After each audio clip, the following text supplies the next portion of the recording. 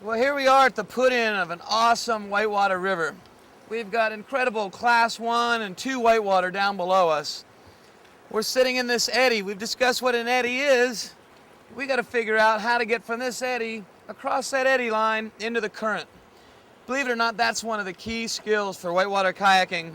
Once you can manage and learn the eddy out and the peel out, you're going to be set for the rest of your paddling career. So what do we need to do to get out of this eddy?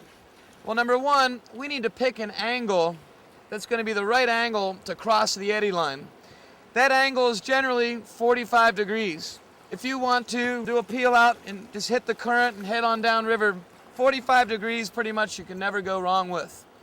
After a little bit of practice, what you'll notice is if you peel out too quick, meaning your bow turns down quicker than you want, face upstream more. If you find that you get rejected from the eddy line and end up back in the eddy, you need to angle out towards the river a little bit more.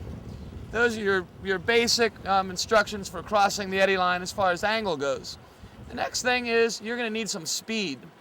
You don't need a ton of speed, but the more speed you come out of the eddy onto the eddy line with, the quicker your entire boat is going to cross that eddy line, which is the most difficult part. The most difficult part is when your rear end and the boat is actually sitting on the eddy line. So get some speed in the eddy. How do you do that? You start low in the eddy. You start paddling with forward strokes. You get some speed with some forward strokes. Reach across the eddy line. One hard forward stroke across, and off you go. There's another thing you need to know every time you cross an eddy line or any current differential.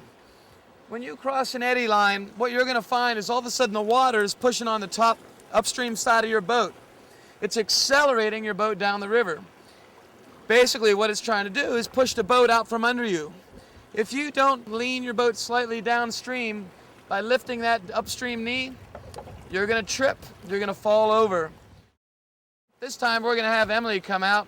She's not going to lean downstream. We're going to see what happens. Emily's just going to peel out of the eddy, sitting straight up, keeping her boat flat. Watch what happens. Pushes the boat out from under her. Now she saved herself with a brace. That's very cool.